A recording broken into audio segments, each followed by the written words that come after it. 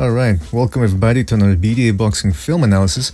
In this episode we continue looking at the upcoming fight between Vasyl Lomachenko and Jorge Linares, which will be taking place on May the 12th.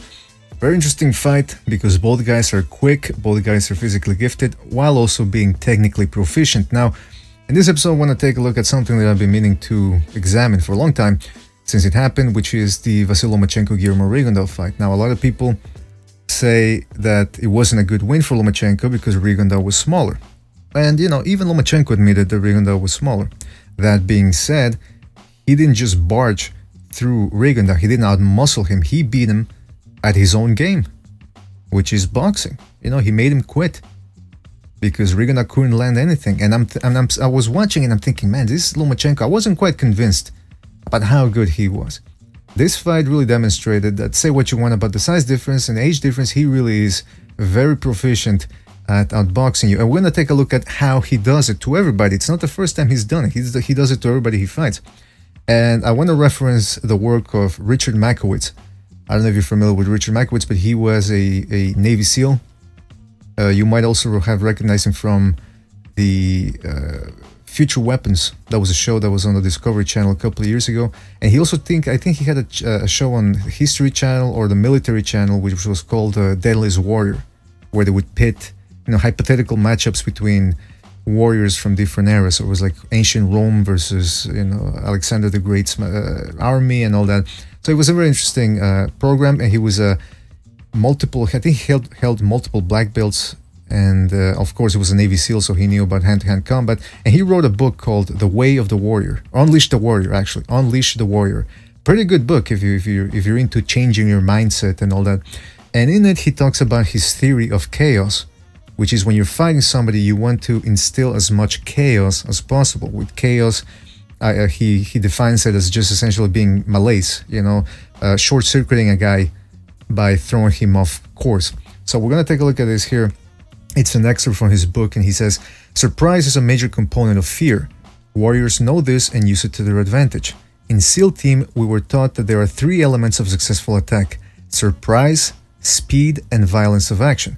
If you want to cause chaos, or if somebody is trying to cause chaos to you, these three factors will do it. The reasons are simple. Once you think about it, the greater your surprise, the greater your biochemical stress is going to be. The greater your biochemical stress, the greater your fear. It's just that simple." And he says, speed is the next factor. If something comes at you very quickly, there's going to be a moment where you freeze. Speed allows you very little time for you to properly evaluate what is happening and act on it. So who does that remind you of? Vasyl Lomachenko.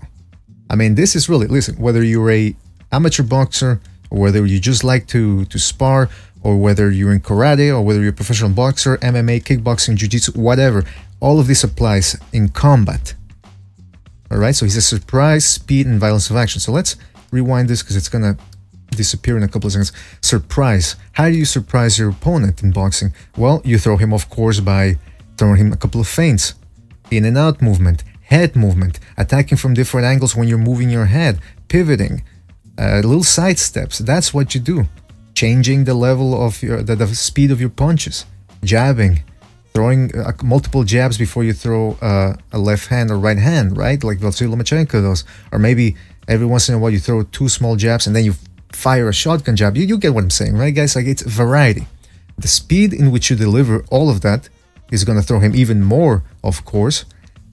And then the violence of action, which is, of course, the power or the damage which you deliver or that you inflict on your opponent.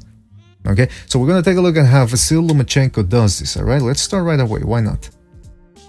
Let's start right away. Remember, so surprise, speed, and the level of violence. Or how did he call it? The violence of action. Okay, so let's take a look at this real quick. Remember all those elements: surprise, speed, violence of action. Okay, so here we have Lomachenko feinting. You see that? Up, down, right back up, and then he takes a step back. And look at Rigondeaux's reaction. He's frozen, just like Makowitz said. All of those three things cause chaos. Chaos causes biochemical stress, and that causes you to freeze. What's Rigondeaux doing here? He's freezing. Again, more feints from Lomachenko. In and out movement. Sidestepping there. Finally throws a 1-2, changes an angle. Look at this.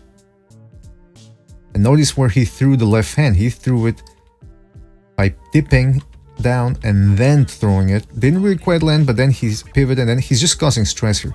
Again, more feints. Goes downstairs to the body, feinting. And see that now, at that point, Rigondeaux didn't know where the punches were going to come from or if they were going to come. So he froze and Lomachenko tagged him with the left. Again, more feinting here. Using that lead hand up and down, see that? Again, freezing Rigondeaux there. Look at this.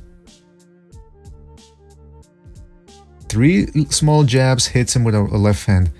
And then he leans on him, and here we have violence of action. 2 quick body shots. Well, actually, it was one downstairs, one upstairs. And you could see they shook Rigondeaux up. Now, some people might be saying, yeah, BDA, he was leaning on him. That's illegal. Well, what's good for the goose is good for the gander. Look at that. When you're in a professional fight against a guy you know is going to be dirty, or both guys are dirty, both guys are pretty adept at holding behind the head. Lomachenko has his little quirks too. So, I mean, it's fair game when you're in a fight of this magnitude. Why not? Let's say that. Again, changing angles. Feinting. Look at that, another feint. And then 2 jabs. And then a little feint, freezes him, and then he pumps him with a jab. And Rigondeaux, look at that. Rigondeaux didn't even try to counter. He gets hit, and he tries to smother Lomachenko and holds him. That's and then Lomachenko, see again, causing as much chaos as he can. Lomachenko doesn't just accept the clinch, he pivots, you know, he turns Rigondeaux. And then this again, feint, and then, whoop, look at that, little subtle feint right here. So he's playing around with his lead hand, and notice how he turns. He feints as he's about to throw the jab, real subtle feint. As if he's about to throw the jab, and then he actually launches a hook. So he's not even hooking off the jab, he's hooking off the feint. Let's look at that again in slow motion. Boom. Again, Rigondeaux tries to come back finally, but Lomachenko steps out of the way. More feinting here, up, down, combination. Rigondeaux stays in there, and again, doesn't even try to fight back, just holds. He's frozen. His mind, which is a great mind, by the way, 2-time Olympic gold medalist, outboxed everybody he ever fought in the professional ranks, but his mind, his great computer, is being overflooded with chaos, with too much information. It's all being oversaturated, and he doesn't know what to do, so he's clinching. Like a guy that's outclassed, outmatched. Again, more feints, in and out movements, stepping in and out. Look at that. Again, now Lomachenko knows that Rigondeaux is going to try to hold every time he gets too close. So again, look, feinting, dipping down, changing levels, and then he takes a couple of steps back, just real small. Rigondeaux tries to come in, he's left off balance, and he can't clinch. Again, in and out, cutting off the distance. Punching him. Look at the off rhythm here. Feint, steps back, in and out. Again, steps in, feints. Right away, a millisecond after the feint, here, boom, he launches 1-2s. Rigondeaux was not expecting that. Again, he's in a defensive position. He doesn't even counter.